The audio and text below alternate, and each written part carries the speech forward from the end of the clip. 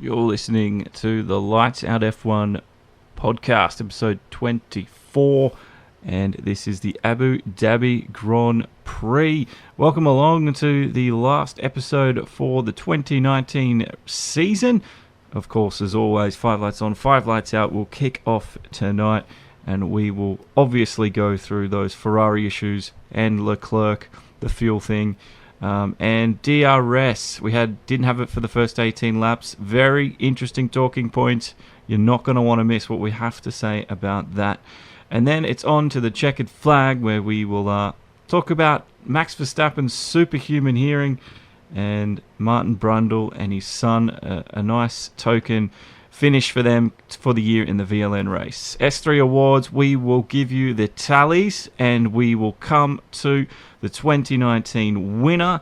You're probably not going to expect who gets it on top, but the first 1, 2, and 3, actually all of the S3 award and where everyone places, is quite an interesting tale. Rookie Watch, we also get to find out who is our Rookie of the Year as well. And podium predictions, you obviously know how we went with that, and we're going to finish off the year. And then, as always, we will finish the episode with all of the SimRacing and eSports news and cover the F101 eSports rounds, including Formula 2 Season 2 coming back. So don't go anywhere. There's a lots and lots to go through, even though the race might not have been that exciting. We definitely have lots to talk about. And as always, this episode, I think I'm crying. This was Lando Norris and a big heartfelt speech to his performance coach. Have a listen as the lights went out after Abu Dhabi. Here it is. It's been a pleasure. It's been very enjoyable. And of course, a lot of this is down to one person. This person is Jarvis. Andrew Jarvis. A massive thanks, a huge thanks, from the very first day working with you. It's been super enjoyable. I love. Mate, your radio's timed out. Do it again. Yeah, I know. Yeah, since the very first day we worked together, I've loved every minute. I think we've worked really well together, and you've been, like I said the other night, just a small part. Just a small part of making me a Formula 1 driver and getting me to where I am today. And yeah, being able to make the tyres last much better today on the hards as well. A lot of this is down to you. So. Fuck my radios. Jav, from the bottom of my heart, I want to say a massive thank you for everything you've done. I'm sure I'm not going to enjoy it as much, but actually, I'm not going to say that bit. I'm sure I won't enjoy a lot of things as much without you, and it's very sad that you're leaving, and I think that comes from a lot of us within the team. So I think this has been my longest speech I've ever done in my life. But thanks, Jeff. I loved it. Cheers, mate. I'm not one for speeches like you and Will, but I just want to say you're an absolute legend. I can't believe the rookie year you've had, and the fact that I've had the opportunity to share it with you. Are you crying?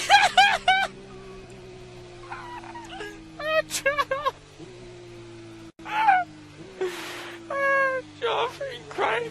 I think I'm crying. I'm going to miss you, mate. I'm like laughing, crying. Oh, Jeff.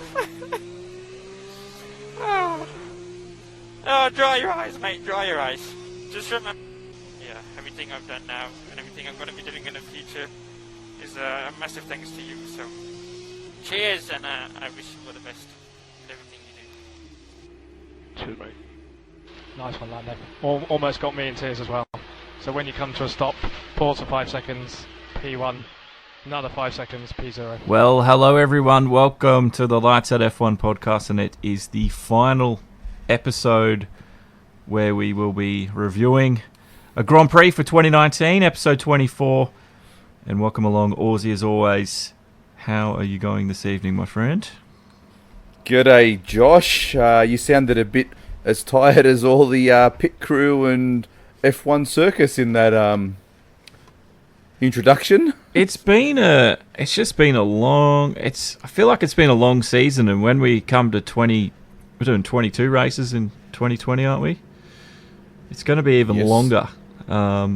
So, yeah, I mean, it's December. We're at December now. We started in March, and it's almost Christmas. It's amazing to think a sporting season can last so long.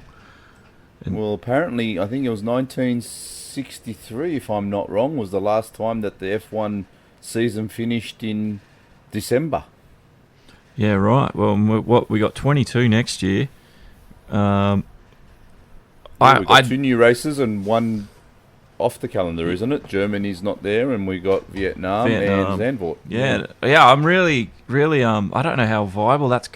I mean, we'll probably talk about this in the future episode, but just quickly, I don't know how long or how viable that's going to be for years to come.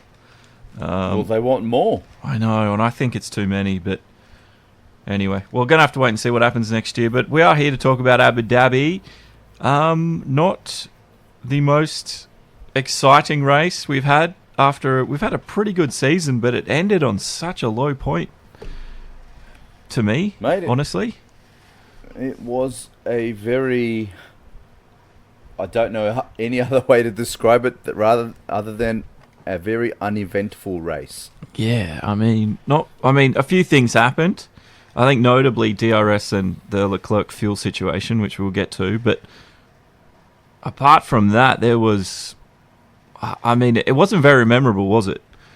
Definitely not memorable. No, I mean, the last couple of races, we've been doing the ratings. What would you give it out of 10? 4. 4? I gave it a 6 only because of the DRS blunder.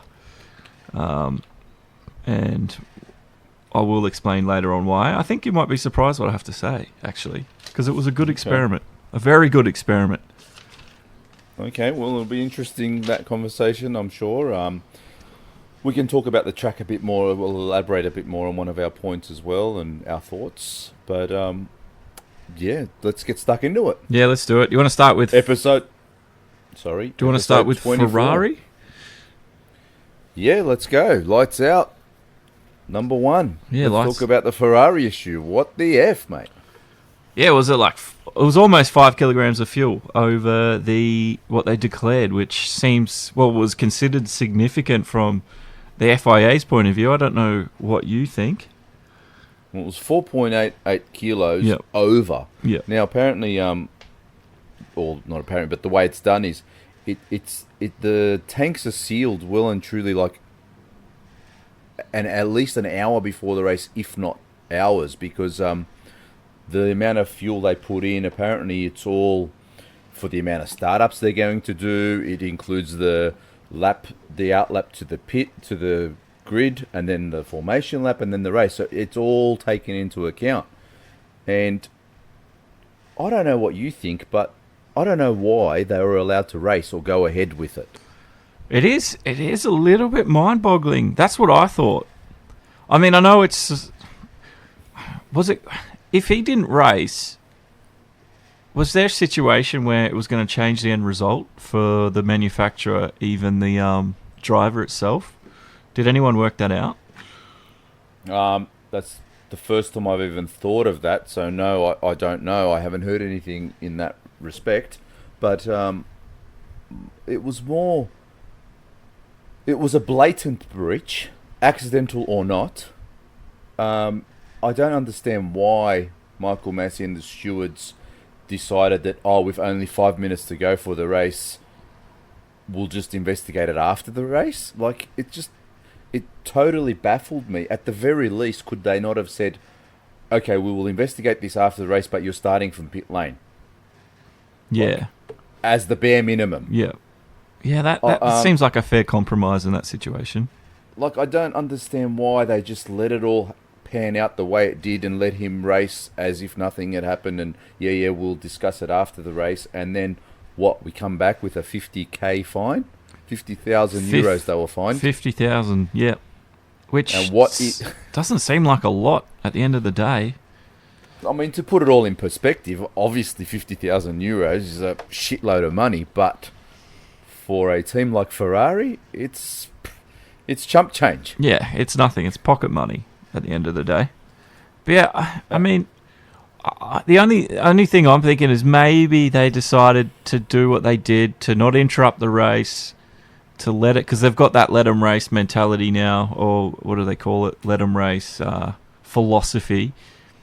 Maybe they're thinking, look, it doesn't matter what happens with Leclerc because it's not going to change much. It's not going to mean any more money or less money for a team.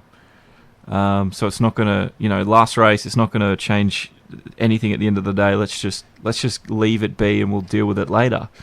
That's the only reason I can think of that they let it run the way they let it run. Yeah, I can see where you're coming from with that. Yeah. But a big but is, to me, it just seems like it was a cop-out. Even as soft as the penalties, if we think back in the season, which race was it now, when Ricciardo got disqualified because that was the brake issue in Japan. Wasn't it Gasly with a fuel flow with Red Bull this year?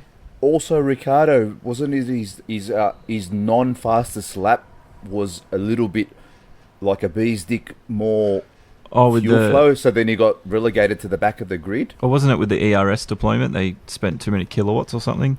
And it was so minuscule, right? It was like barely measurable. Yeah. And then in this instance here, it got 4.88 kilograms extra. Now, I know, when you put it in, when you compare it like that, it's not fair. That's what I'm saying. Yeah. Like, at the very least, he should have started at the back. Actually, Gary Anderson from Autosport, he made a great point when I was just reading up about this. He said, what if Leclerc had wiped out a few cars in the first corner? What would the outcome of it been then? And I thought, true, exactly what I was thinking. That's a good question to ask. Why wouldn't you have just said, guys, there's 5 minutes left to the race. We can't resolve this now, but at the very least, you are starting from pit lane. End of story, don't argue. If you've got an issue, don't race. Yeah. I don't know. Has there been much uproar amongst pundits about this? I haven't really followed it. It seems that you seem to be on top of it a little bit better than me, but apart from what we saw on the day and on Sky beforehand, I don't think there was much talk of it really afterwards and beyond. I know, there's been a lot of talk about it, right. Especially because it plays into let me just go back one step. Just for the normal average, let's call it the casual Formula One fan, who knows a little bit about motorsport and, that weight is about everything, they might think, what's the big deal? He was almost 5 kilos overweight. That's a disadvantage, not an advantage. So what's the big deal? But the big deal here is, with all the allegations that have been made previously with their extra fuel burning, it all plays into that now, doesn't it? So why would a team such as meticulous as Ferrari, and with the manpower they have, why would they put an extra 5 kilos in their car if they're not planning on using it? Of course they're going to use it. Exactly. Yeah. So now that's the big issue here is and it's also very interesting to me that it was in Leclerc's car, not Vettel's car. Yeah, well, there's been rumours that Vettel's done in Ferrari. I don't know if that's a foreshadowing, being the 5 kilos in Leclerc, not Vettel's. It could very well be a foreshadowing event come future seats at Ferrari, but I don't know. Yeah, right at this point, I really don't want to get into that speculation because I haven't heard any credible rumours, put it that way, that Vettel is done in Ferrari. But it does. You bring that up, and sorry, I'm going to spit it out in English in a minute, but you'll get there. I got this feeling from this whole race. I don't know if it was just the F1 tired syndrome at the end of the season here, but I kind of got the feeling once the lights went out that everyone was just kind of going through the motions, in particular even Vettel, starting in 4th place there. He was on the softer tyre. Yep. And then coming into turn 1, I don't know if you noticed it or not, but he didn't really fight for the place with Leclerc, even though he had the inside line, he had the more grippier tyre, but he kind of just let Leclerc go and kind of... It just all seemed fairly pedestrian to me, the start of this race. It was. Which kind of... And then it just kind of... That was... The scene was set for the rest of the race. Yeah. It was pretty pedestrian. I don't know. It just... I mean, you mentioned I sounded tired, and I will honestly say I'm a little bit tired tonight, but with the F1 season now, I must admit, coming into Abu Dhabi, I knew kind of what I knew what we were going to get out of this, and yeah, I wasn't particularly excited for this Grand Prix. I like F1 and wanted to watch it, but I knew we were going to get what we got, and yeah, I don't know, maybe the Formula One drivers were just the same thing. Like, it doesn't matter anymore. Hamilton's won. We're not really fighting for second or third here on the manufacturers. Let's just make sure we get to the end of the race and do just finish at the end of the day. That's what we're here to pay to do. That is pretty much exactly the vibe I got. Yeah. I mean, not to cut you off, but our third light tonight was going to be the Abu Dhabi track, but here we kind of just have morphed it into the first light, so I guess we can talk about the track in this whole point, because what I wanted to say was the whole vibe. It's just the track also doesn't excite me. Like, it's not... Looking at it on TV, if it wasn't a night race, this would be a very unappealing race. Yeah. I mean, I think... I can't remember who it was early on when the track was first proposed, but I don't know if it was Fisichella or not, because Fisichella had an issue with the pit exit going underneath into the tunnel. But he said it was something about not being being better than the Singapore night race, which I totally disagree with. Singapore always has usually a decent run and a decent race. 100%. Yeah, and it's because it's a street circuit as well, so it has that sort of going for it.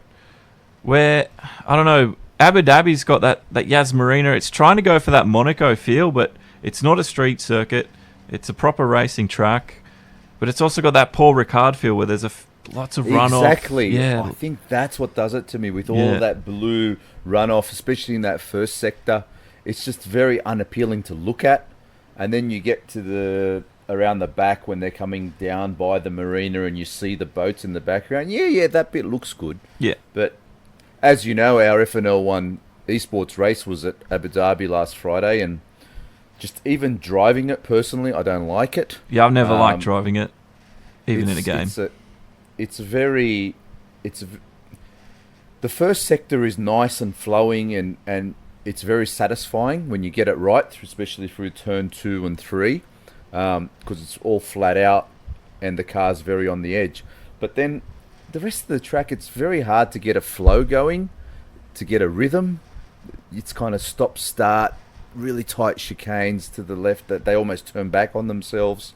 And then the last sector, all the 90-degree turns. I mean, I know Singapore's full of 90-degree turns too, but I really enjoy that track so much more than Abu Dhabi. Yeah, well, I want to say this. Kimi Räikkönen, he gave his thoughts on the circuit, and he said, quote, "The first few turns are quite good, but the rest of it is shit." And bingo! Yeah. And do not argue with the Iceman. He knows what he's doing. He does. He does. I'd have to agree with him. It doesn't... It's... I think actually... I've totally forgotten the name. Who was with David Croft in the commentary box? I can't believe I've forgotten his name. I've had a mind blank. You mean Martin Brundle? Yeah, Mundle Brundle. I knew I was going to get crucified for forgetting Brundle's name. He actually sort of... He was saying, this track on paper looks like it should invite good racing, lots of overtaking, and it should, promote good racing, but... He sort of says we never seem to get that, and it was another story like that here today, and without the story like we had with Nico Rosberg and Hamilton that year, I don't find Abu Dhabi that exciting. I couldn't agree with you more. Yeah, and we're losing Hockenheim this year, and obviously that's funding issues, but if you said to me, Oz, pick one race off the 21 race calendar this year, it's not going to be there next year, I would not hesitate in wiping Abu Dhabi off the calendar. No. And why is it the last race of the season? Is it just because it's the, spectacular looking money? Is it that? It's definitely the money. It's Bernie's idea of, honing on the Arab money. Obviously, you can't have a day race there because it's too hot. Yeah. So I think it's the spectacle of making it. I have to admit, the F1 cars, they look awesome under lights. Oh, right? you can't deny it, that. You can't. But I'd much prefer it to be Bahrain instead of Abu Dhabi, the last race. Yeah, Bahrain's a much better circuit for that. I believe so. Yeah, and a lot of people give Herman Tilke criticisms for his circuits, and this is one of his circuits. So, it's hard because he's got some good ones out there and some not so. I don't know. This one, it just on paper it looks like it should be good, but it just doesn't deliver. Well, we've discussed it before too. Two of Herman Tilke's best circuits are not on the calendar. They are Turkey and Malaysia. I don't know why they got rid of Malaysia. Again, that was, I think, the Malaysian government actually didn't want to put the money in it. They said they weren't getting enough money back. But I've heard rumours that they are trying to get back on the calendar now. So I would definitely tick or sign that petition if there was one. Now, I know people give Australia pretty bad credit for opening the season up and being quite dull. But surely Australia had more going on for it than this final here. Do you think? Can you remember back that far? Because we had the issues with Haas. Haas were looking strong. And then they had the cross thread going on, so there's a bit of that happening. And I can't remember what else happened back in Australia. But I just remember there was a few things that happened. But besides what happens, and people say, yes, it does produce a bit of a boring race. And I guess we are a little bit biased. It is our home Grand Prix. Yeah. But there's a certain excitement about it being the first race. And, geez, it's iconic now, don't you think? It's been there for 20 years. Yeah, It is the season opener. I know. Put it this way, driving that track, funnily enough, in FNL1 season next week, this Friday, it is the Australian Grand Prix in our series because we've got to make up the 6 races we missed at the start of the season. It's a much better track to drive than Abu Dhabi, or I personally enjoy it so much more. Yeah. Anyway, I just thought it's a weird track to end on, and without anything, without the season going down to the wire, like we had that year with Rosberg and Hamilton, I'm not that excited by it, honestly. What would you prefer? Because I don't know if you remember, but before the Australian Grand Prix was in Melbourne, it was in Adelaide for 10 years before that, and it was always the season closer. So, if you had a choice, would you rather have it as the opener or the closer? Abu Dhabi or Australia? No, Australia. Oh. Because we were always the last race on the calendar in Adelaide. You got to open it because there's nothing. We just don't. It's all unknown yet, and I don't know. Being a street circuit, it sort of still makes round 2 a little bit of an unknown because it's not a proper racing track, and those who are sort of designed their cars around that philosophy, we don't really see if they perform well or not at Australia. So I don't know, for 2 rounds we're still sort of going what's going on, and anything can happen. But if it's at the end, we already know, and usually in the Hamilton era, I'd like to call it, it's or Mercedes era, the hybrid era that they've been in, it's just it's almost, obviously they're going to be winning, and it's not exciting. So I think that's why they've gone the way with the changing with 2020 2021 as well. But it's just always an unknown, and that's what I like about having it as the opener. I have to agree with you. I think I prefer our race being the opener, especially like last year when I went to the Grand Prix. That was the first time the halos were on the cars, and I was pumped to be able to be one of the first ones to see the halos in real life on the cars. Yeah. So I think definitely it's more exciting to have the opener. I mean, I'm sure we'd be saying it the other way around if we had the last race and it was a three-way battle and it was going to be decided in the last race. But of course, when's the last time that happened? Yeah, it's been a lot. Like, it's the last 2 seasons that I can remember. It's been Mexico. It's always been decided in Mexico. So, and then the Interlag, and then it always makes Interlagos and Abu Dhabi seem like just brush off races that don't really matter.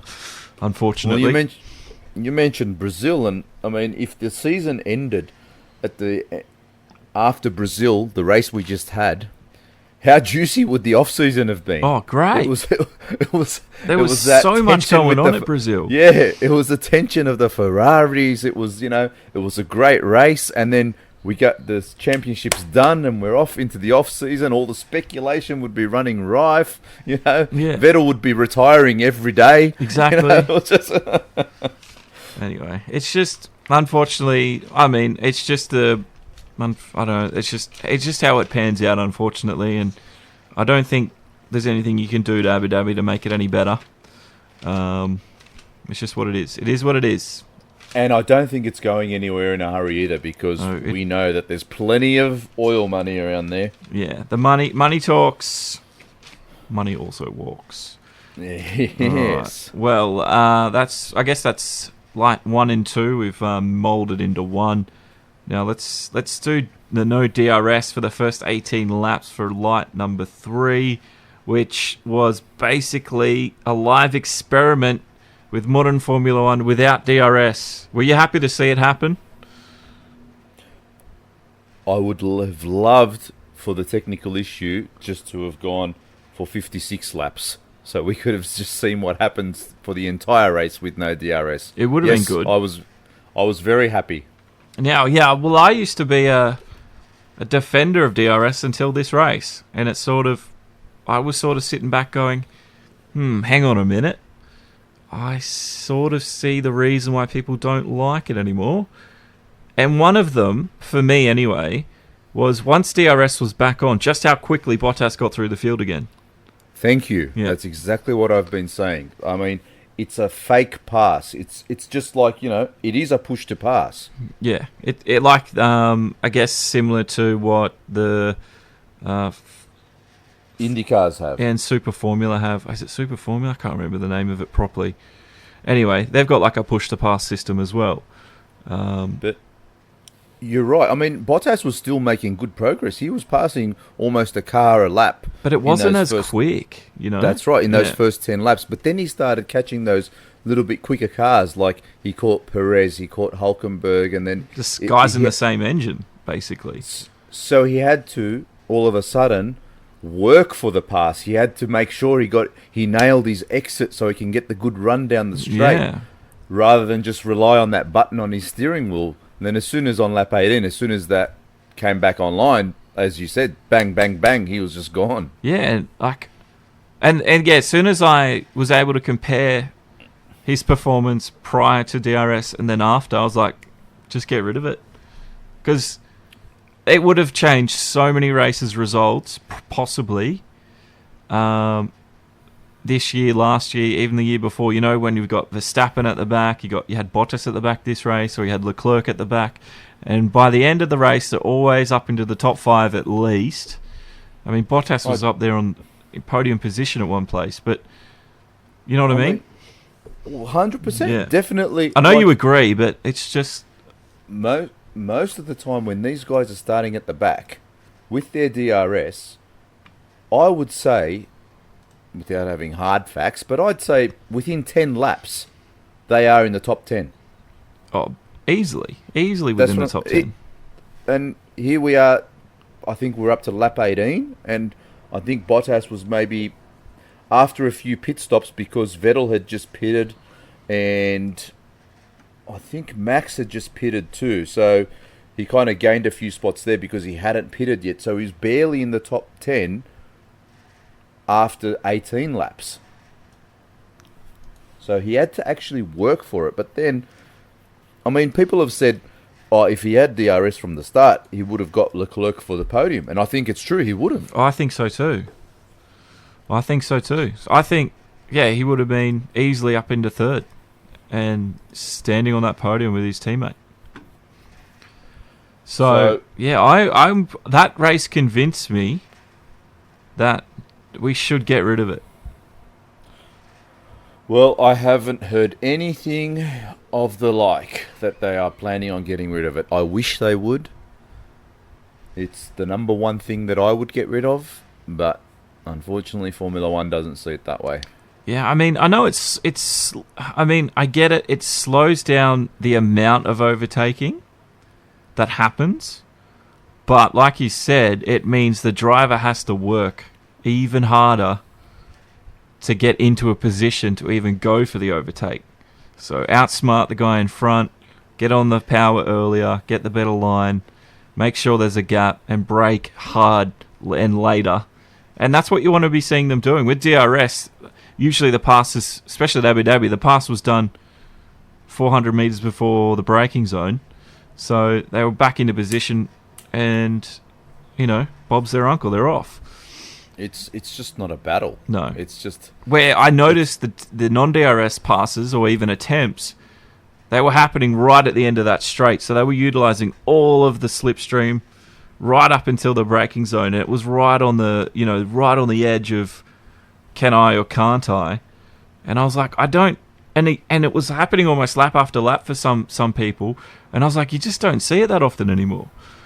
No, and like I said, it all of a sudden puts the onus on making sure that you nail that corner exit coming onto that straight. Because with DRS, you're allowed a little bit of slack there. Because if you don't necessarily get it bang on, it's okay. You're going to get to open your DRS as long as you're within 1 second. Yeah, I'm convinced after seeing that race, DRS has a much bigger effect than I thought it does on the end result.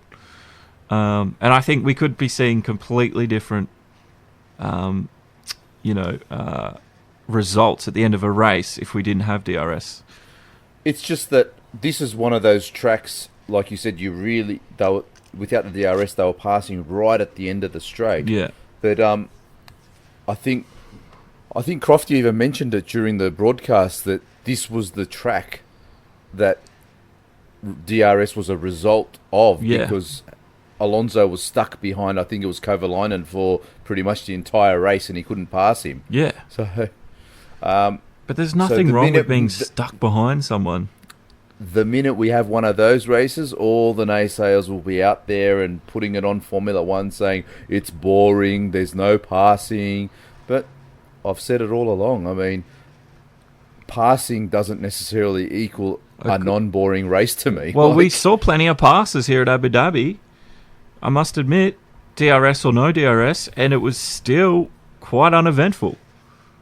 That's right. There was probably one or two that really stood out. But apart from that, are you sitting there going, wow, look at all the overtakes Bottas took? Who cares? So exactly. So, yeah, DRS, I'm sold. I want to get rid of it now. Before we move on from this point, though, I don't know if you've heard or not, but what was the main reason for the glitch? Was it just a computer issue, was it? One of the interns fucking tripped over a wire and unplugged it. Are you serious? No. It was a data server crash or something, so it crashed. And they have a backup, apparently, but Massey was saying that they wanted to make sure, and they got the other one back online, but they wanted to make sure all the data coming in was true and correct.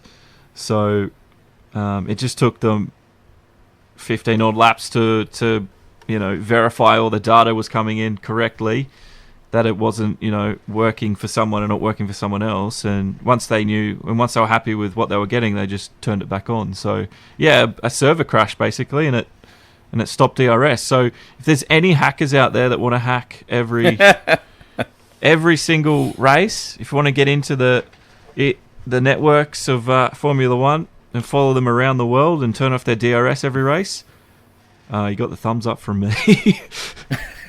I wonder if at any point it crossed their mind to wonder what will happen if we just leave this off for the rest of the race. I don't know.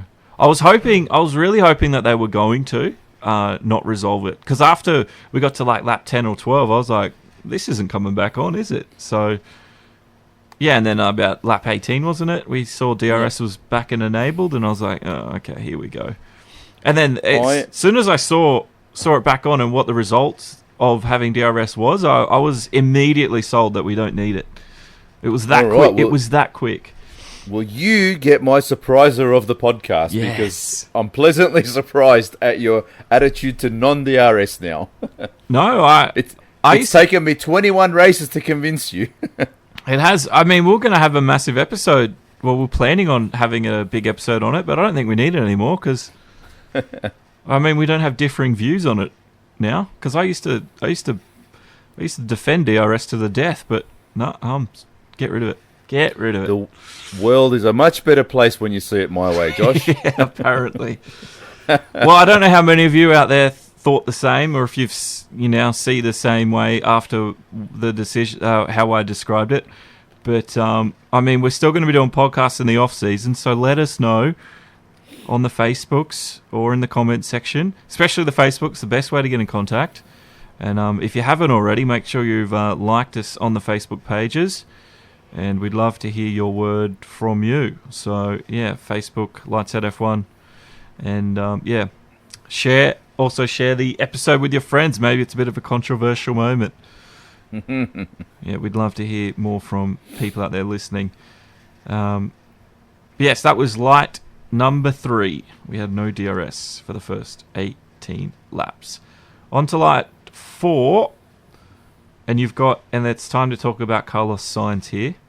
And his notable last lap move on Daniel Ricciardo. It's funny how we're talking about the race with our 5 lights out segment here, and we're talking about the last lap. That's how eventful this race was. It wasn't that great. But, I mean, Carlos Sainz, what a way to cap off he's probably his best season in Formula 1 since his debut. Easily. And it's easily McLaren's best season in a long time since the GP2 engine days of Alonso. So yeah. it's been a good year for Sainz and McLaren, because he was running equal points with Gasly, and obviously Gasly got taken care of very early on by, was it Stroll?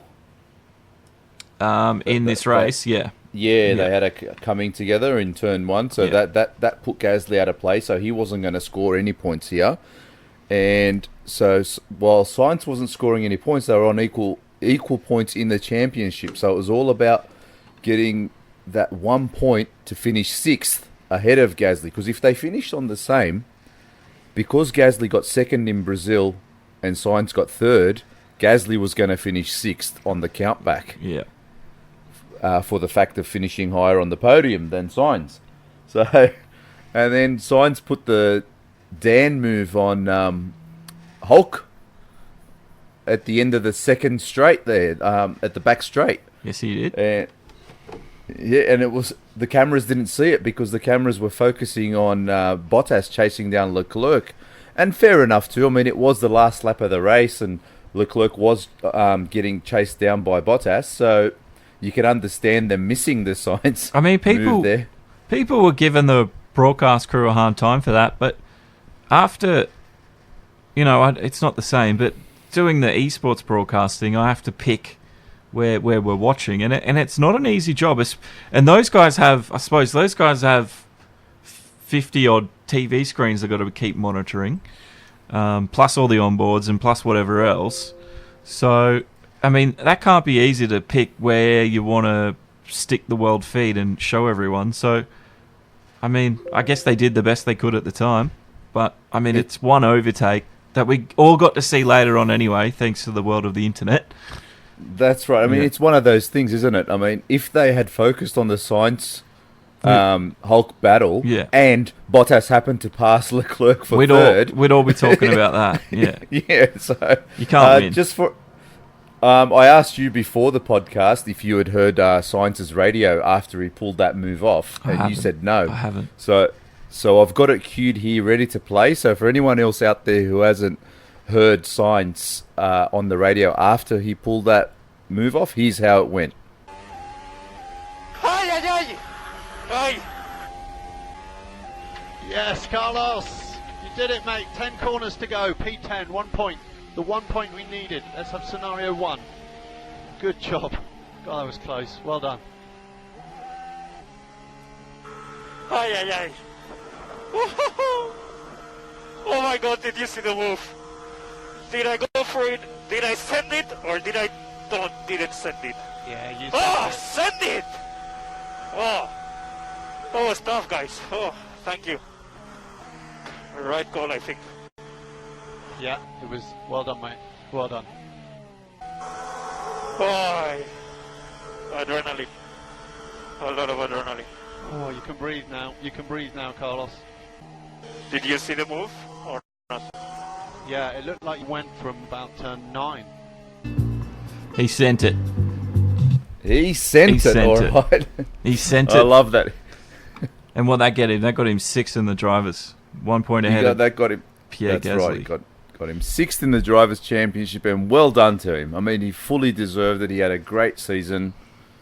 I just love in that radio how he said, "Did you see that? Did I send it or didn't I? Did I not send it?" So he gets all tongue-tied. He's so pumped. Oh, it was a good overtake and good on him. And it, like we said, it was one of the best seasons they've had this year. Especially Science he was always destined to get 5th place. It was a pity he didn't get it this week because I would have had him right for that in the podium predictions. But he had a really slow start to the season. Norris was surprising everybody with his pace in qualifying, and then Sainz had a few things go wrong in the races, but leading up to the summer break, and then pretty much from the summer break on, he's just been on fire in the races. Even when he started at the back of the grid, he still got podium in Brazil. Like, that's how good he's been going. Sure, people fell off the track at Brazil, but, particularly a couple of 2 red cars, I think they came together or something in Brazil. But, yeah, something like that. But and then McLaren ended up 4th in the constructors, so they couldn't have asked anything better than that. Do you think at the start of the year you'd be going McLaren 4th? No chance. Not either. Not at all. Well, that was the other intriguing part of this race, more than anything else, was not just the Sainz battle, but it was actually a Renault versus McLaren battle all the way. Like the 4 cars were together pretty much the entire race. Like the midfield battle was just amazing. I mean, that part of it was good. And I don't feel like the midfield does get a lot of airtime, though. A lot of the midfield battles. They usually do focus on the front runners a little bit more, but anyway, that's just the way it is. But if you got KO and watch the pit lane view as well, which I've started to do, you actually get a good picture of the entire race. So I recommend that for next year. If you've got KO. It's also on the F1 TV if you're overseas, but I'll be getting rid of that for next year. I just don't use it enough. Well, I was telling you that I think I'm ready to give up on Foxtel and go the KO route next year as well. I'm scheduled to be getting NBN early in the new year, in January sometime, finally. So That's fast internet for our overseas listeners. Yeah. Fast internet, which is 5 years old technology for places like Singapore. Yeah, let's not go over that. But I could go all night. But yeah, like with the KO app, you actually get the F1 TV. Like you get those digital channels, the pit lane channel, the data tracker. You get the timing screen one, and I think there's one more, race control or something. And then with KO, you could just have split screens on the same thing, which F1 TV doesn't let you do as easily. And it's a lot easier to marry them up to be at the same point. You know how if you have 2 F1 TV screens up, and it's on KO it's a lot easier to do. So if there's anyone out there in Australia going, "Oh, I wish we had F1 TV," just get KO. The only thing you don't get is the alternate commentary from Will Buxton on the pit lane camera view and the team radios. But I thought I'd listen to them all season, and I just didn't.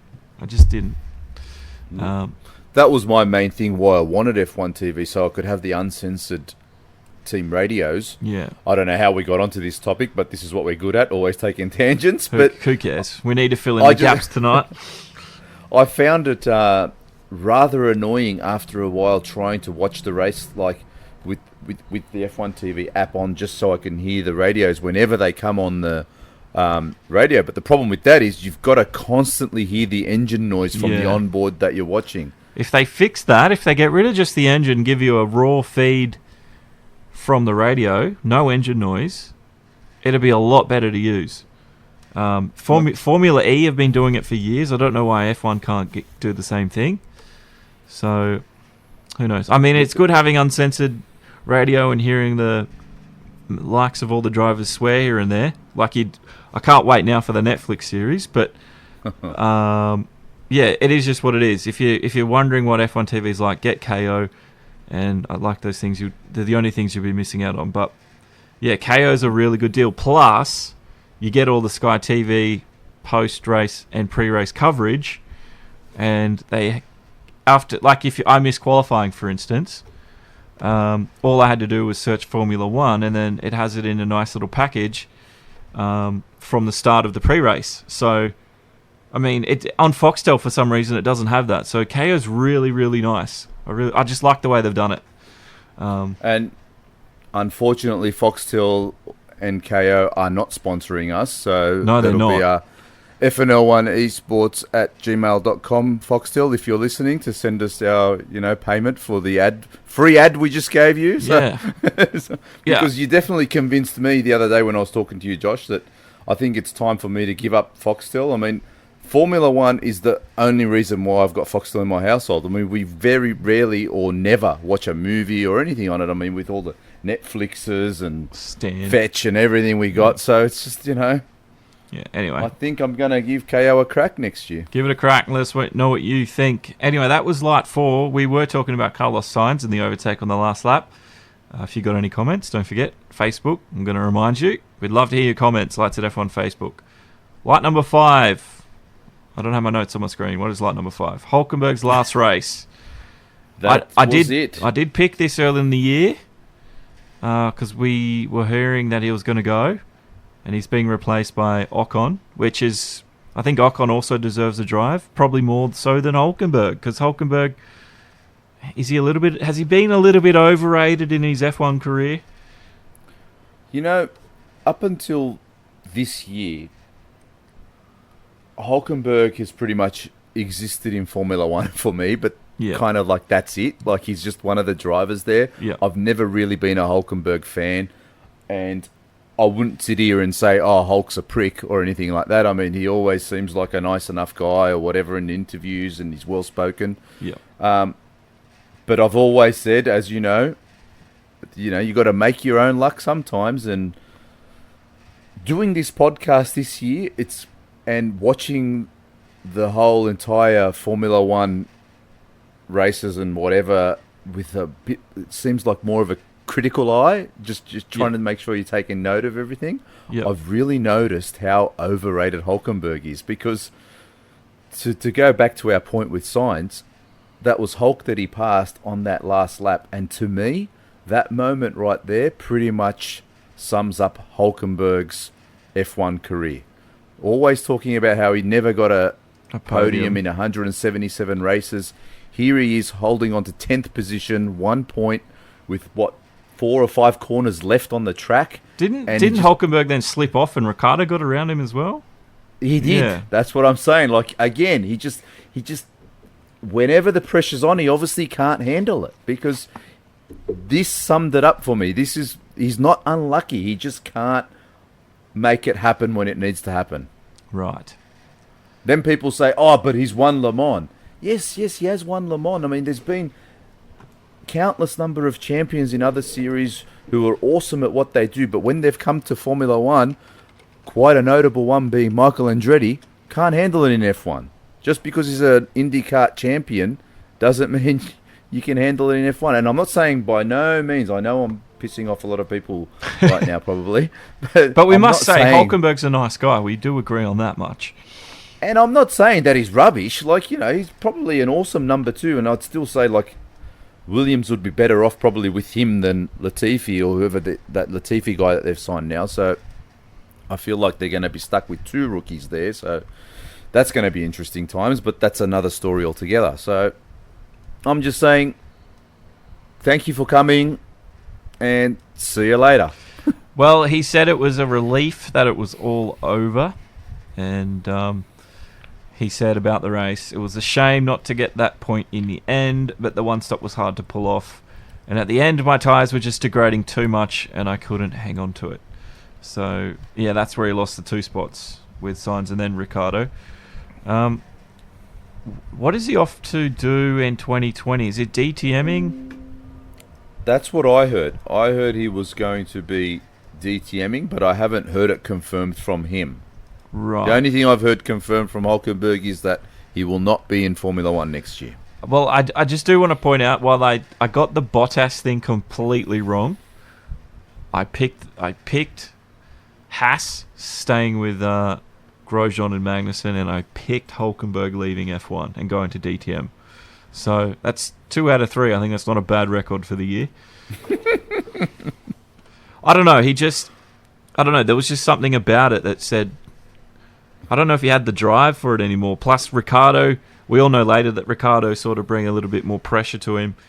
And Ricciardo was getting, results where Hulkenberg wasn't. And I just thought it must be getting to him. And even the team has to agree that it's time to say goodbye. And yes, just for you guys and girls who can't see the footage that I'm looking at, and Josh here ripping his shirt off and beating his chest. Yep, he really is. I just want to say it. Like I called the Hulkenberg one a fair way because I said it to you, and you were like, "Really? No F1?" And I was like, "Yep, he's not going to stay in F1. He's probably going to do DTM." So I don't know. I just keep that in mind for 2021.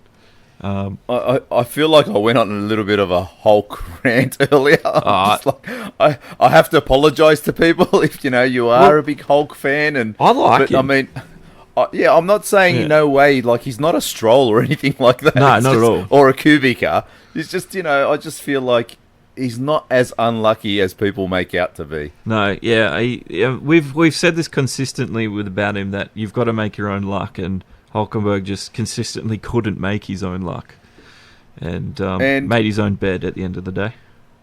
You know what? For other reasons too, I'm glad he's moving on, and it's going to be a very different and interesting dynamic there at the Renault team next year with Ricciardo and Ocon there. I'm glad Ocon's back, because he was one driver that I didn't want to see go, because I thought he deserved a drive this year.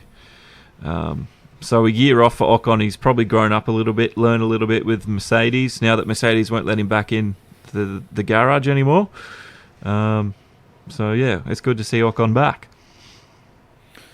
Yeah, like I said, I'm very interested to follow. I wasn't sure what people saw that thought that he was like at a Verstappen level or anything like that, or even a Leclerc level when he left. I don't think he's like Verstappen-esque or Leclerc-esque, but I think he's got potential there that needs to be. We just need to see what he can do. And I've seen a few interviews of him when he was in F1, and he's one of the few who have come from nothing. Like his dad, did his best to get him to racing. I think that's what I like about him as well. So he's definitely, one of the underdogs who have made it. Yeah. So, I'm not writing the kid off, but I mean, I would have to say, in his case, he's lucky that he's actually got a drive this year, because if he had to spend another year out of F1, I'd hate to say that he probably would have been done with. Yeah, it's true. Who knows? So it's going to be interesting. It will be. Anyway, that's light number 5 done and dusted in our 5 lights on, 5 lights out segment. Probably our last one for the racing year, and we'll go on to the checkered flag now. You've got Max hearing the Ferrari pit stops. How he was asked that question, I heard on the F1 Paddock show. He just said he could hear the guns going off. That's an incredible picture to have in your head. Did you notice it? Did you notice it when the race was on? Because he actually came on the radio and he asked his engineer, he said... Did the Ferrari 1-2 or something?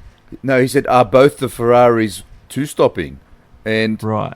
they said, yes. And he goes, he goes, I heard them. I heard the guns Yeah. coming No, I down heard the that pit radio straight. call. Yeah, so because the Ferrari's double stacked, and he heard the like, it's pretty amazing, isn't it? Especially with all the noise and everything. Or But to have like the awareness and the race picture in your head like that, and to have a guess that, you know, because he's around the Ferrari garage, that's probably what he's hearing. That's wow. That just shows you how much of the race the drivers are seeing in their head. See, the gaps and distances and laps and all that. That's what I'm thinking. The only way he must know that is he must have seen one of the Ferraris coming into pit lane, but then as he passed the Ferrari garage, he must have heard the gun. So he's thinking that car can't be there yet. So they must be both two stopping. Like, I was trying to think how he could possibly know. Yeah, and that's the only scenario or the way I can figure it. Anyway, it was. He just said he heard it. Amazing. He just said he heard it on the radio, and that was. He just asked the question. So I thought it was very interesting, and the other things that definitely we all heard on the radio with Max was he had a real whiny old weekend, didn't he, with his engine issues? Oh yeah, he wouldn't shut up about his. He was almost turning into bloody Hamilton about the engine. At one point, pretty much, I think it was Christian Horner on the radio. Yes, we know, Max. Yeah, just you can't fix it. Yeah, get your head down and back in the game type thing. And he was still coming over like, oh, it feels like there's a handbrake on, blah, blah, blah. Like, apparently what it was the torque delivery on the engine was playing up where like it had holes in it, so to speak, and he was having a lot of lag coming out of corners. So his throttle response wasn't the way that he wanted it. Right. But obviously, he wasn't losing too much pace because he was still on it. Well, he was overtaking Leclerc with these issues. I mean, Leclerc got it back on him, but he was still giving him a good shut time. Up about it. He basically got told, like, you know, he turned into Hamilton, and then he got told, "Shut up and drive." I know. That I just couldn't understand because they told him like, Max, there's nothing we can do, just drive. But he just wouldn't shut up, and they're like, we know, and I was like. What are you? What's the point of continuing to complain? I don't know. It's just it must just be the way these guys are wired in. You know, like they know what they feel. They know that it's not feeling right, and they're like, just fix it. Fix it already. But isn't it a little bit worrying about modern Formula One drivers that they're radioing in, asking for problems to be fixed back on the computer screens? Like, this is what I've always said. I hate that. Yeah, I don't like that. That's sort of what they're relying on, or for some sort of, you know, some switch instructions to go to slot 10 and fucking position 12, correct, or something to fix a problem. I sort of want to get away from that a little bit. That is another thing. Very high up on my list would be one of the changes I would make. But one day when we do our podcast of changes and things that we would wish and want in Formula One, we can discuss all of that, I think. Yeah, but it just made me think a little bit. Like, I mean, this doesn't. You don't really see that in many other categories. You know, like they're not always going, oh, my torque delivery isn't right, fix it type thing. It's usually they come into the pits, if it's the Le Mans endurance race or something, they're in the pits and they're in there for 10 minutes looking over the car or something. So, look, I've said for so long, these guys have got these switches on their steering wheels, you know, and the pit crews have got to tell them, the pit engineers, you know, mode 6, strat 4, whatever, to get the maximum engine power out of it. Or, you know, you got to save a bit of engine power, so go to mode 4, mode 2.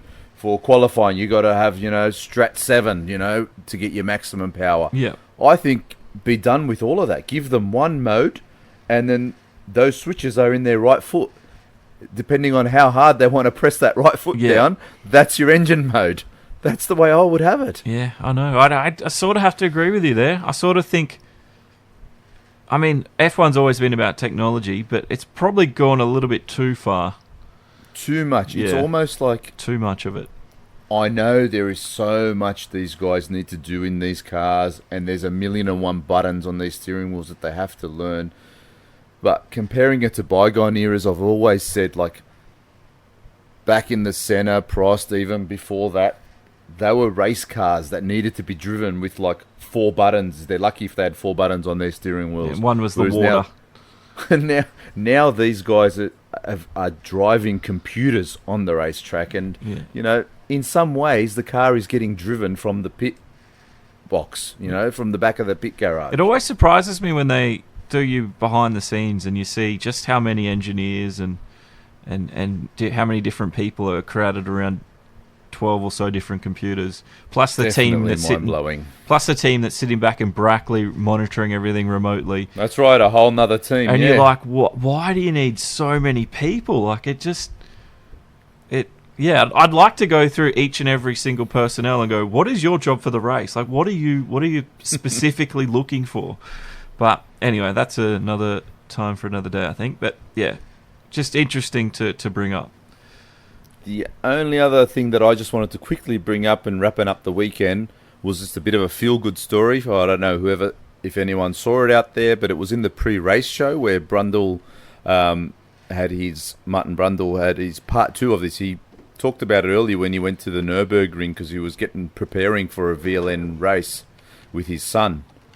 And Martin didn't have his license to actually race in VLN on the Nürburgring. You need to go through certain training to get your license, and just had a behind-the-scenes look there, and it had his weekend and how the race went with his son, and it was pouring down rain and how he loved it, and it was just a feel-good story. He's a 60-year-old bloke, you know, an ex-Formula 1 driver getting to actually race. I think it was Aston Martin that they were racing with his son. Was this VLN 9? Cool. It was at the Nürburgring. I'm not sure VLN what, but I think it was a 6-hour.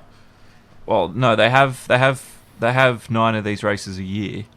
I'm just I see. Sorry, wondering what, and they're always at the Nürburgring. That's what this is, because the first VLN was on. I think it was in March, and yeah, I know VLN 9 was the last one, so that must have been the one they did it in. Yeah, it was in the lead up to the race on Sunday, and I just thought it was a nice little story, you know. 60-year-old bloke, you know, still holding his own with his son, who that's what he does. He races in the VLN professionally. Yep. So Martin Brundle, the ex-Formula 1 McLaren driver, you know, teammate to Ayrton Senna, teammate to Michael Schumacher, was the amateur in the car. I know, that's crazy to think about, isn't it? That, yeah. Brundle being in it. Anyway. Yeah, I didn't hear about that because I usually follow the VLN quite closely, but I didn't get to see the last VLN. So, yeah, that's good.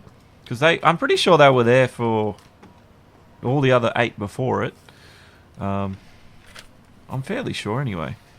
His son probably did them all, but maybe Martin Brundle just did this one race that they showed. I think you might be right, yeah. I think you might be right. Anyway, that'll end the checkered flag segment, unless there's any other small bits of news you'd like to bring up before we go into the awards. No, that will wrap up the 21 race 2019 Formula 1 season. Yeah, I hope you've enjoyed it. I mean, I've had a pretty good time this year. First 21 race podcast we've done, and I think it's been fairly enjoyable this year. As I said to you earlier too, I mean, you know that I'm a Formula 1 fanatic. I'm sure everyone else knows by now too, but I mean, just doing this podcast and having a chat about it with you after every race and knowing that we're going to have the chat and taking notes, I've watched this season very differently to every other season that I've watched, and I've enjoyed it. Yeah, I have too, actually. I've been a lot more critical of things, and I've probably picked up things I probably would never have thought of, so it makes you think about the races in a different light. You're not a fan anymore. You're a critic. Oh, I'm still a fan, but definitely looking at it with a different eye. Yeah. And that's why I encourage everyone else out there, you know, to get involved. Get in, you know, if you see something that catches your eye or whatever, chuck it in the comments on our Facebook page. Yeah, give us something to talk about and discuss on the podcast. And you know, you've made us do all the work this year, guys. So next year I want a little bit of help. Yes. Anyway, S3 awards coming up. The last one's for Abu Dhabi. Yeah, and we've also you've got the whole year's worth of awards to talk about, don't you, as well? I Certainly do. Well, I'll give you mine first. You know them, but people listening won't. I actually gave my superstar to Perez this week. Yeah, I can see how you did that because he had a great race as well, very similar to Sainz's race, and he was the best of the rest. And he also pulled off a really good pass on Norris, on Sainz's teammate. Yeah, pretty much in the same corner. Yeah, so I thought, you know what, the Racing Point haven't been up to pace of late, and Perez he was just a standout from the rest of them. So I gave it to him this week. What about you? Yeah. Me, who's probably going to surprise you and a lot of people, but I gave my 2 points this week to Hamilton. He owned the weekend. He was miles ahead in qualifying. He romped away with the race. He's a 6-time world champion. It was just a perfect way for him to wrap up his season. Yeah, it was his first pole as well for a few races, wasn't it? Oh, I think he's only had... Well, I was going to 4 poles all season. He hasn't really had many poles. Yeah, that's weird to think about because Leclerc's had 7. Yes, the most poles out of anyone. Yeah. Anyway, yeah, just interesting statistic there. My surprise, I gave it to Verstappen. I just don't know how those Ferraris didn't stay ahead of him, especially with the troubles he was complaining about. Well, Leclerc was carrying too much weight, mate. He had, that was obvious. That was clearly the difference. Yes. But yeah, I think Verstappen had a pretty good race, so I had to give it to him there. I didn't expect him to finish... Well, I did expect him to finish second, but after seeing the pace of the Ferraris, I didn't expect it on the night. I gave it to Sainz. Yeah, that's fair enough. He was... I would have given him the man of the match, but I just felt like Ham deserved it. So I had to give Ham the 2 points and 1 to Sainz. It's good that you're being fair. My stinker had to be Kubica. I just, again, outqualified. Just for being Kubica? Russell outqualified him 21 times this year. He just sloppy move on Giovinazzi. I just think he was the worst out there. He just had to be the worst out there.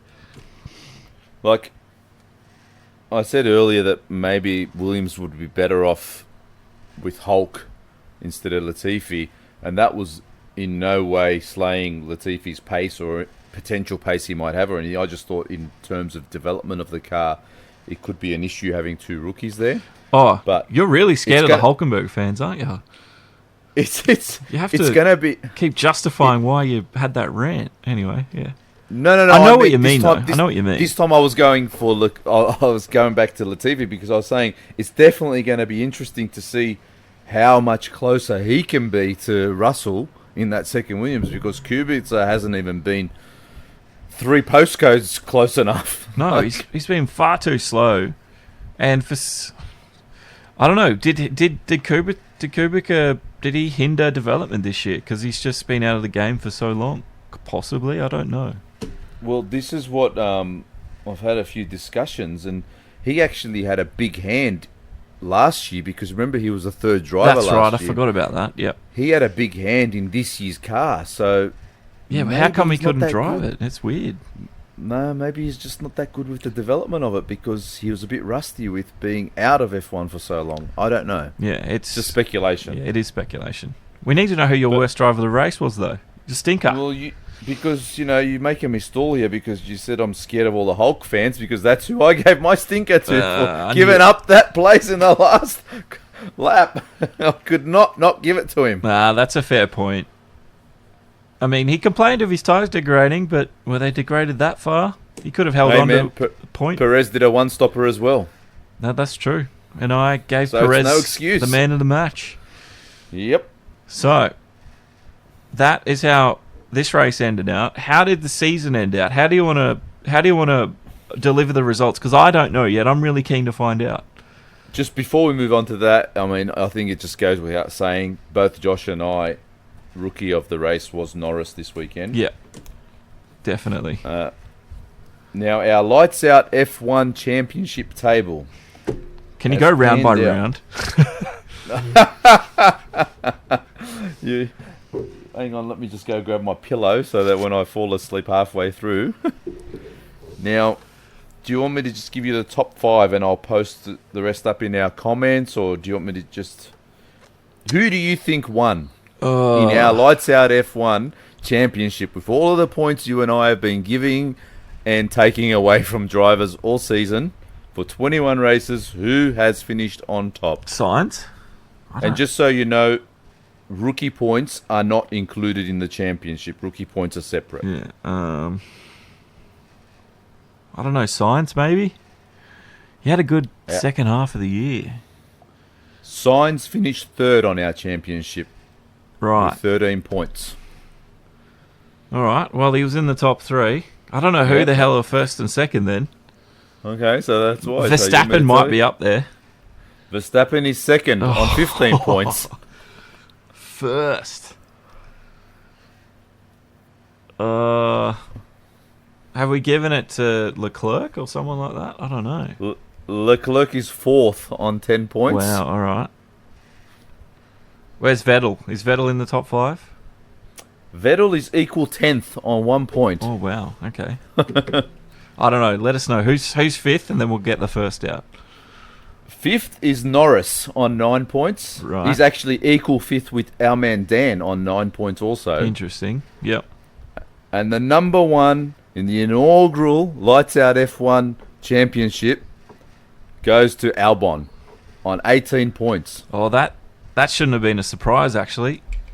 Because he was running away with it in the second half. So it was Albon, Verstappen, Sainz, Leclerc, and Norris with Dan equal 5th. And then we had Hamilton after that. Wow. Okay, that's interesting. So a couple of the interesting ones was Vettel equal 10th on 1 point with Russell. Both Stroll and Kimi ended the year on 0 points in equal 11th. Yep. Were there anyone we didn't give points to? We hadn't given... Oh, no, we did, sorry. I was just having a quick look here, because I thought maybe Kubica might have, but no, we gave him a lot of minuses. Yeah. But Gasly's there, who finished equal 13th with K-Mag on -2 points. So, yeah, what else was interesting there? Where was your man Stroll? I said to you, Stroll and Kimi finished 11th on 0 points. That's with them, getting some points sometimes, and then we took some away with stinkers. So it was interesting. I'll post this table in our comments of the podcast if anyone wants to have a look at it. Yeah, I'd like to see that. And just out of interest, just so you know, the last person on the list is Hulk on 14th with -9 points. You're kidding. No, I'm not.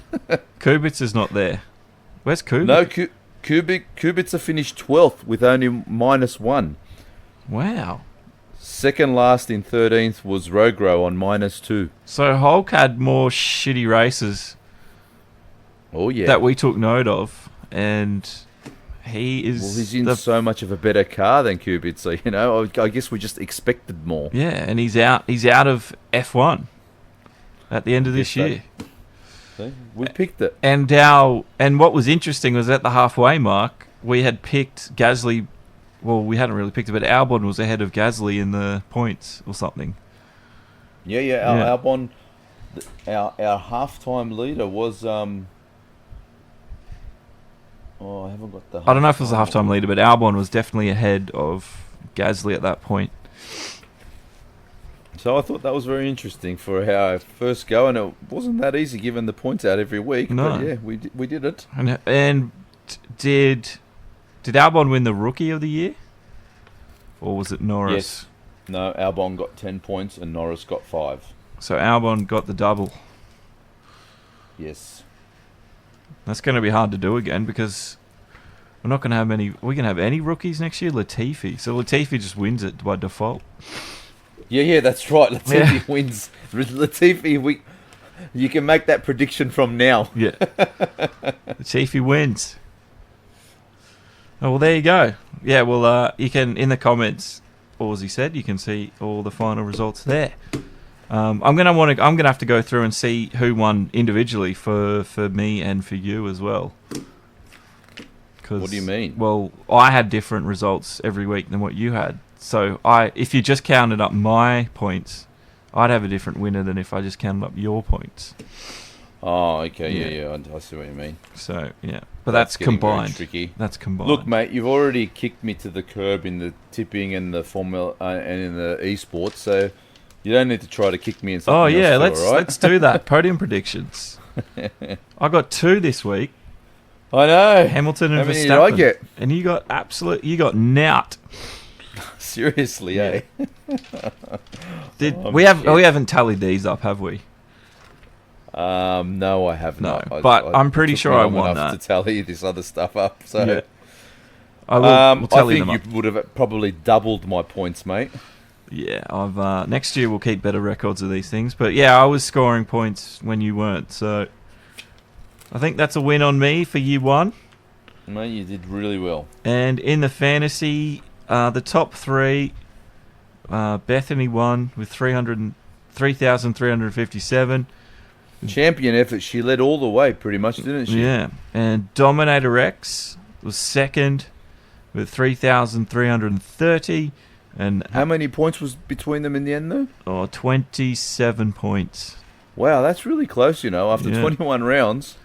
And Aaron, Good effort. his name was Bring Them to the Drink or something, third with 3,248. And but out of you and me, I was 7th overall with 3,046, and you were, I think you were 11th. Yeah, next. 2,777. And I didn't even use my wild card this year. Oh, there's always next year. I know. And it's only a few months away. I is. think it's March 13 when the season kicks off. I know. Well, they're already at testing already today. It's crazy. Oh, yeah, is it today or is it next week? I saw them testing today, I thought.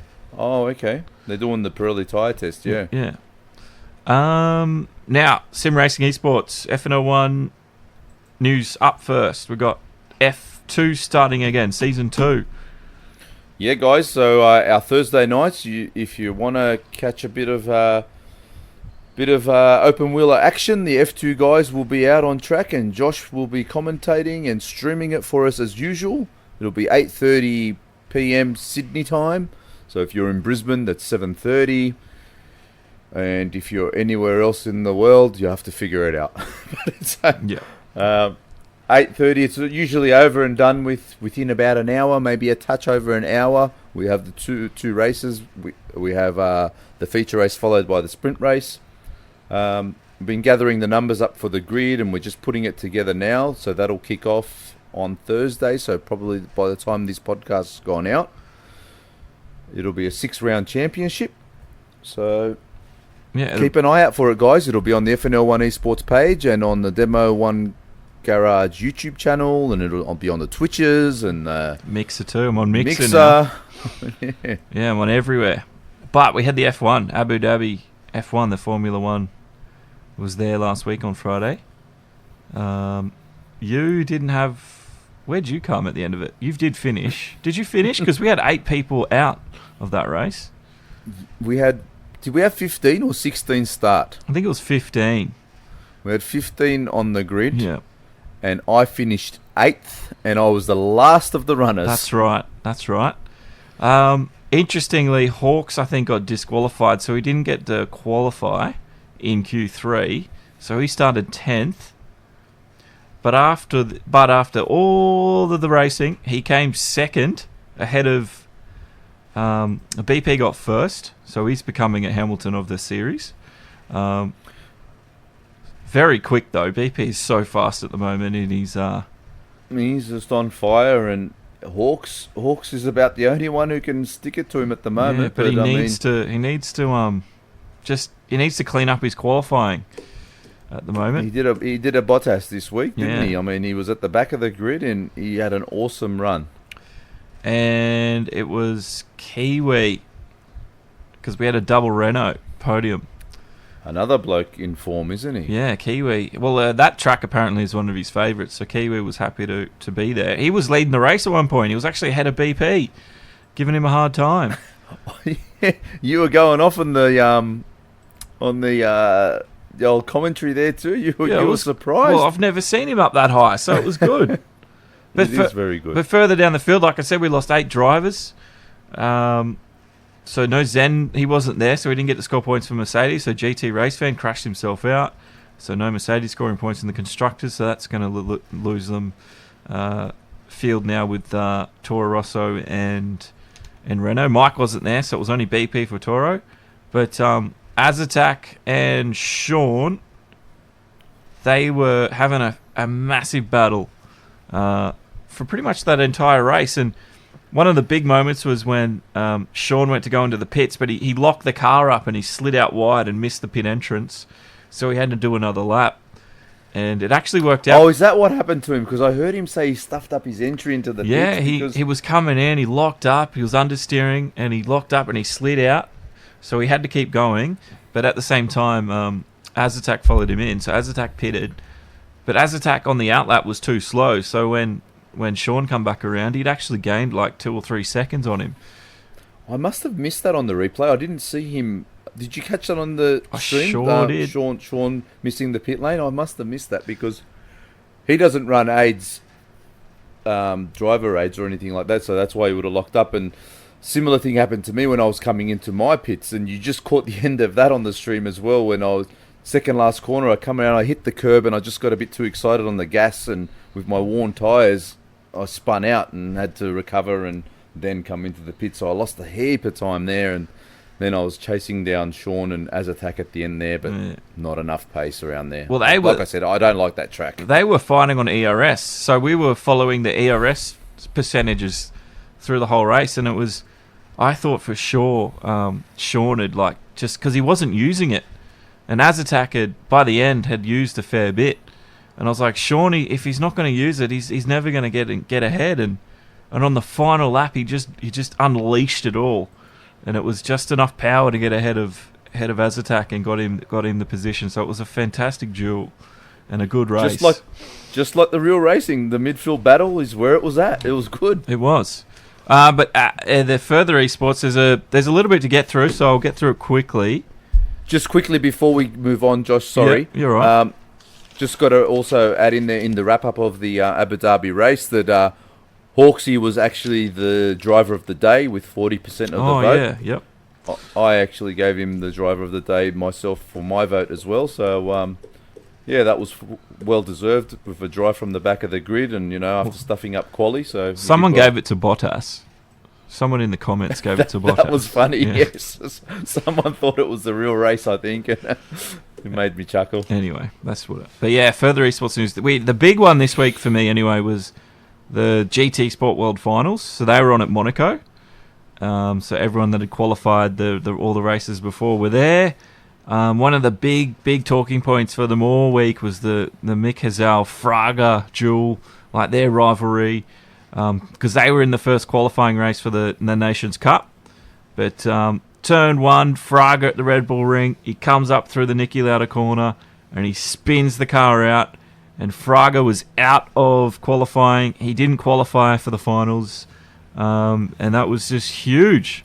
So, yeah, Fraga just spun it, turn 1, and he couldn't recover. And that was it. That was his Nations Cup run done and dusted from there. So that meant... That would be like Hamilton losing it at turn 1. It was pretty much the equivalent. So, yeah, that meant all eyes were on Hazal, and for the Nations Cup, he came first. The Australian, Nick Latovsky, second. He just can't seem to win an event. He won the FIA, but he just can't seem to win a GT Sport event. And it was Blashan in third. And then when it came to the manufacturers final, Toyota won. Igor Fraga was in that team, so a team of 3. They were first. Second was Mercedes. And guess what? Nick Latovsky's in Mercedes. So they were second. And third was Alfa Romeo. So, yeah, it was a really good racing. Hamilton was there. They had a lot of... he had some new DLC for the game. Lamborghini launched their V12 VGT car. It was a huge event. And Max Verstappen was also there. So, If you haven't actually seen it, watch the replays on their YouTubes because it was some really good racing. It was some of the best eSport racing I've seen for a long, long time.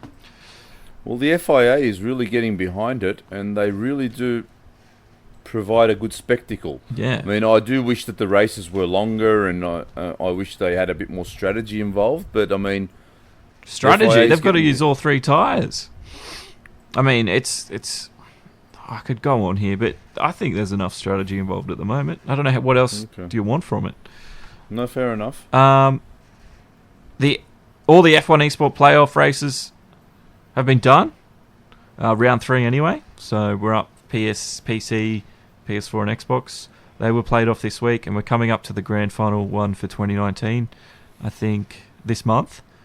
I was surprised. Last year they did it at the Abu Dhabi race, so I was fully That's a expecting good point, actually. I didn't even think of that.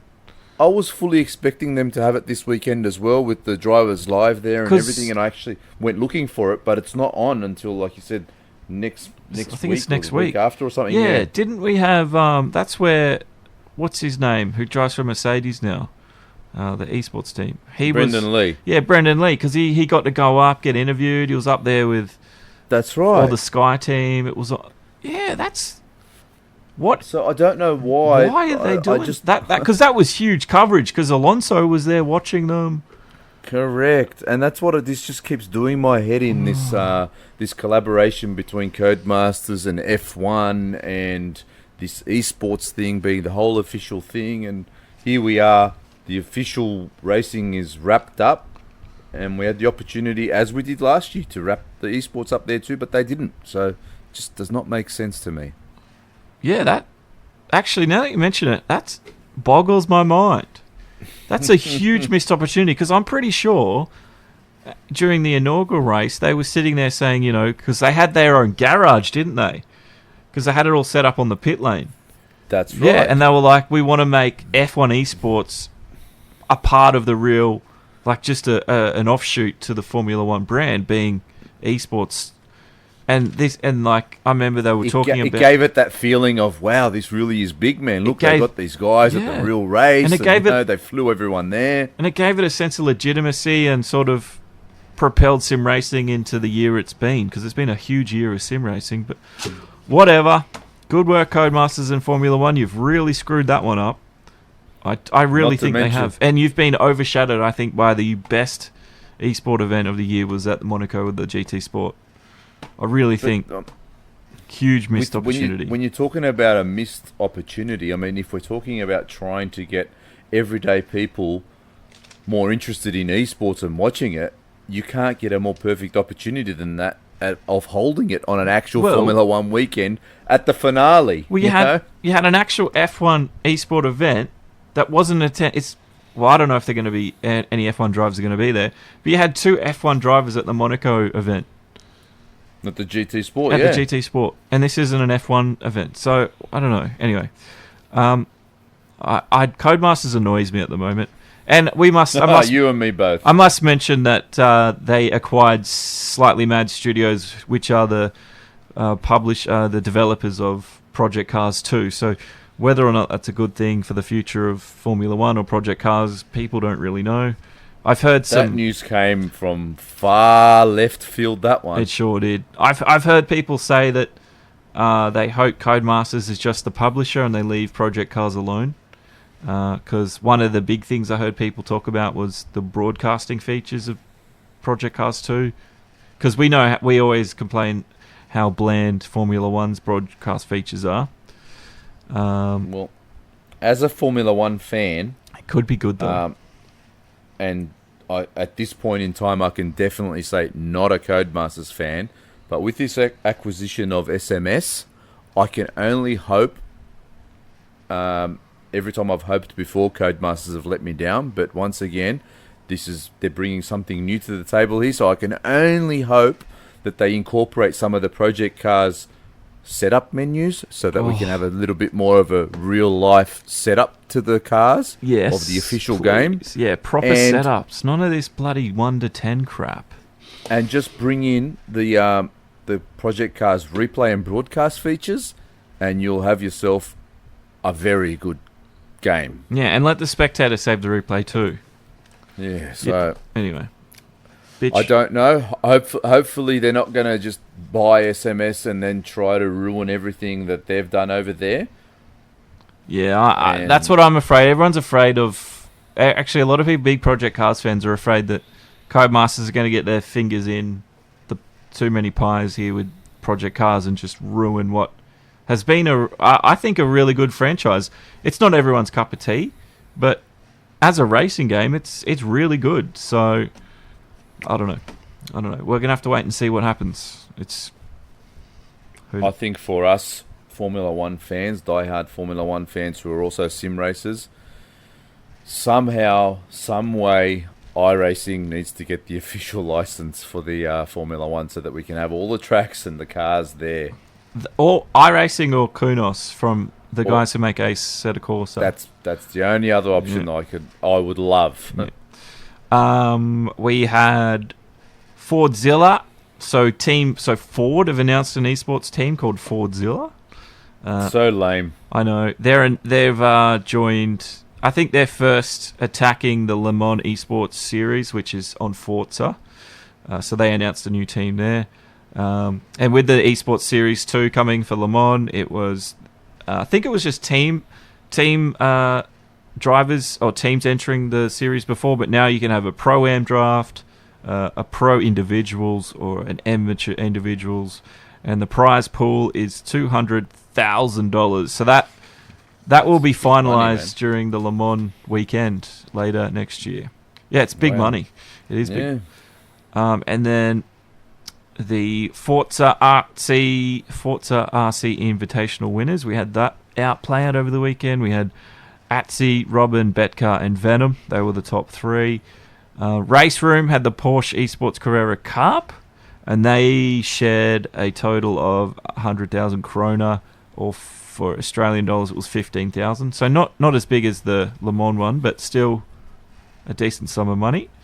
Yeah, good money for a bit of sim racing and having a bit of fun. Yeah, it was Matthias sorry if I get the names wrong, but it was Matthias Stahar, Tobias Olsen, and Kimi Larsen, top 3. And then we had Fanatec. They released a new Porsche 911 GT3 R wheel, which you said cost $1,000. Yeah, I had my eye on that. I was waiting for him to release it just out of curiosity to see how much it is. And yes, it's $1,000. It looks so nice though. And Fanatec had a go at. They had a big dig at Thrustmaster, I guess you could say, because remember how Thrustmaster couldn't supply the wheels for GT Sport at Tokyo. Yeah, when they were at Monaco, Fanatec put a tweet out saying, because they said good luck to everyone at Monaco World Finals, and a throwback to when Fanatec were at Tokyo, because Thrustmaster had the issue with the TGT. It was a bit of a dig, anyway.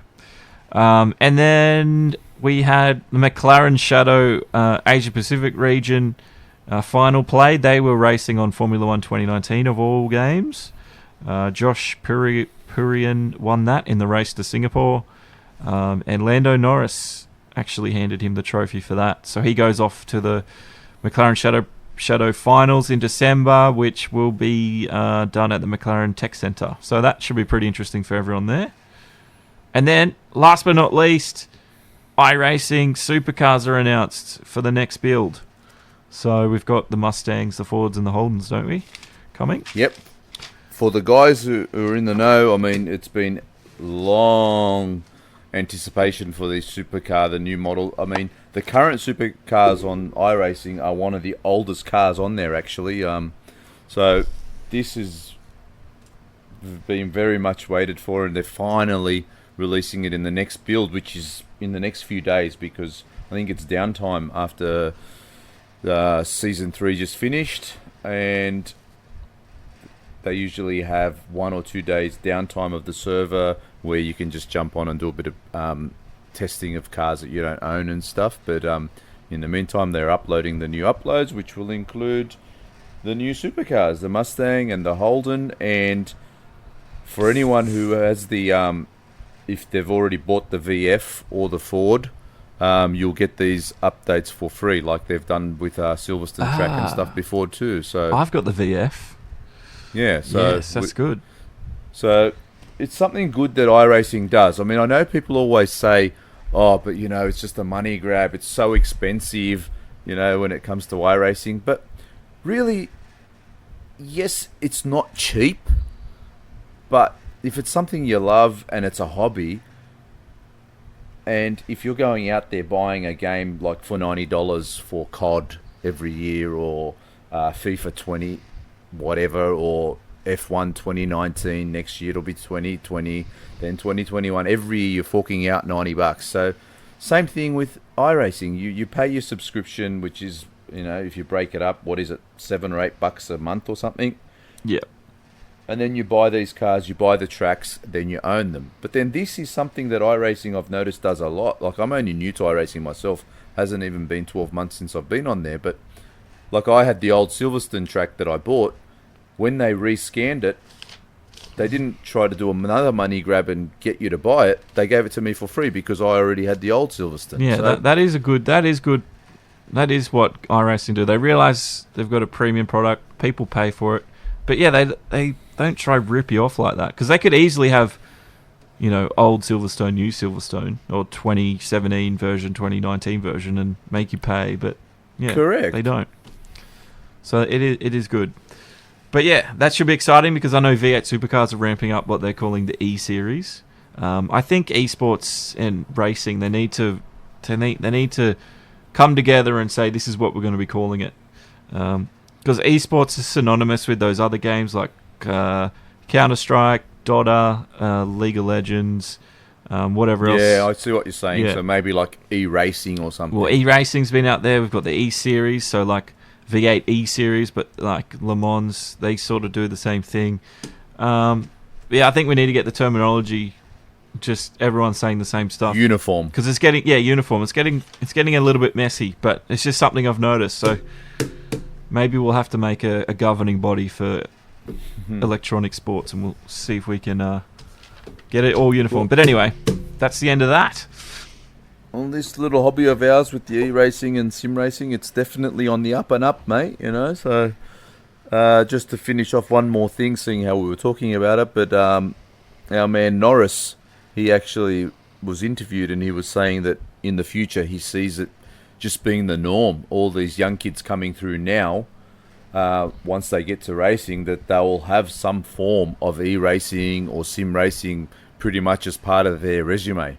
Yeah, I've heard the same thing before too. So he just thinks it's just going to be the norm, whereas now you've got Verstappen, Norris, Albon, that I know of, are the young newcomers to Formula One who actually do a lot of e-racing, so sim racing. Yeah, it is. It's going to be. It's interesting times, and it's going to be really, really interesting to watch it grow and go from there. And we are a part of it, and you can always catch the action. If you've never seen any sim racing or esports, jump onto the Demo One YouTube channel, jump onto the FNL1 Esports Facebook pages. All the links, everything are there. And while you're at it, jump onto the Lights Out F1 Facebook page, give us a like and a follow, and you'll never miss an episode. You won't, as long as you got notifications turned on. But that brings us to an end of episode 24. I think I'm crying. It was up, it was down. It was a little bit boring and a little bit exciting here and there. But overall, the season, we're going to have a season review coming up in the next week or so, so keep your ear to the ground for that. That will be a special episode, and we'll try and do it a little bit different to what other podcasts out there do. Yeah, so that's what we're just brainstorming at the moment, and we'll see what we come up with. That's what we're trying to do with these normal episodes, different to what everyone else does. And we should have some special guests as well. So, yeah, we'll have some new voices. Anyway, that's going to bring us to the end. Thank you, everybody, for listening in.